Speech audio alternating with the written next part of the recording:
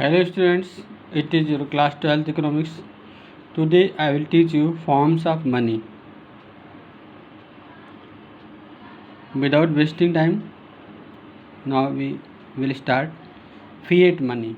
The first form is fiat money.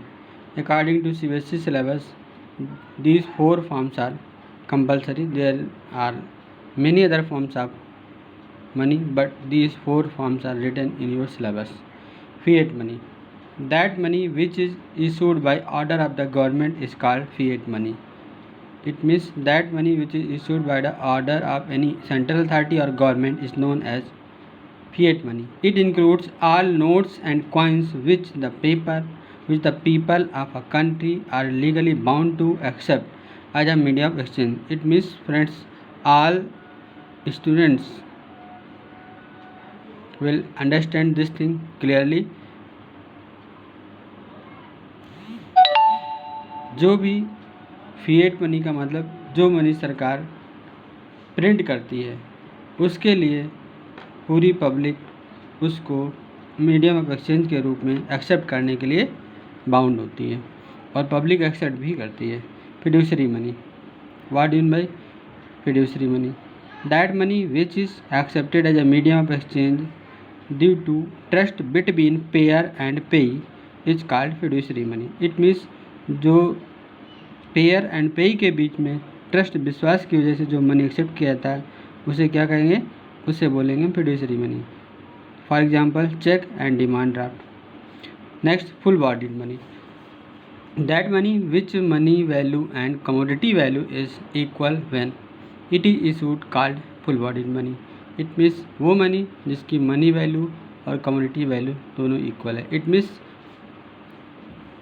The money which is written on it that is known as money value. जैसे for example 1 rupee coin है, उस पर 1 रुपी लिखा हुआ है तो वो उसकी मनी वैल्यू, जो कुछ लिखा है उसकी मनी वैल्यू है।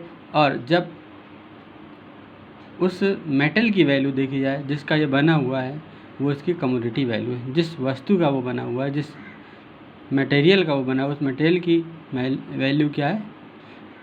Commodity value. तो जब किसी कॉइन की, किसी करेंसी की मनी वैल्यू और कमोडिटी वैल्यू इक्वल हो जाती तो उसे फुल बॉडीड मनी कहते हैं।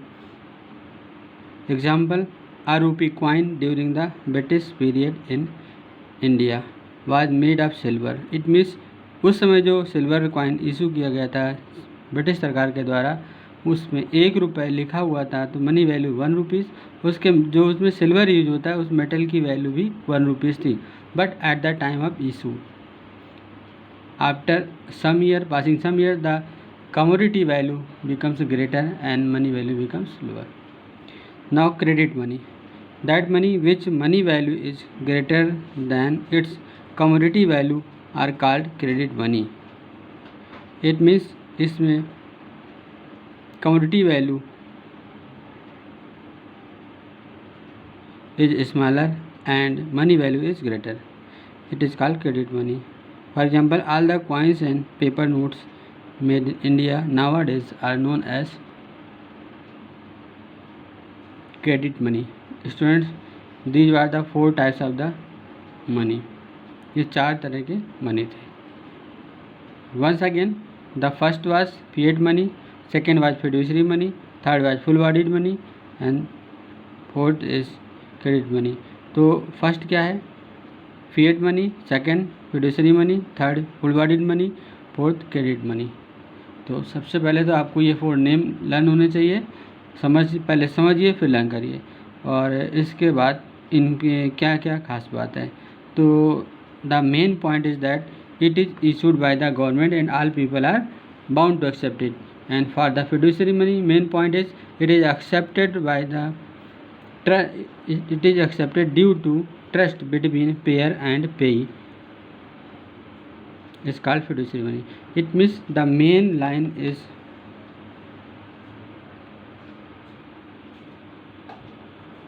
due to accepted as a medium of exchange due to trust between payer and payee.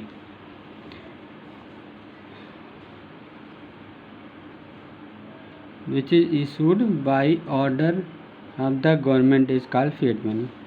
The main point for this is money value and commodity value is equal.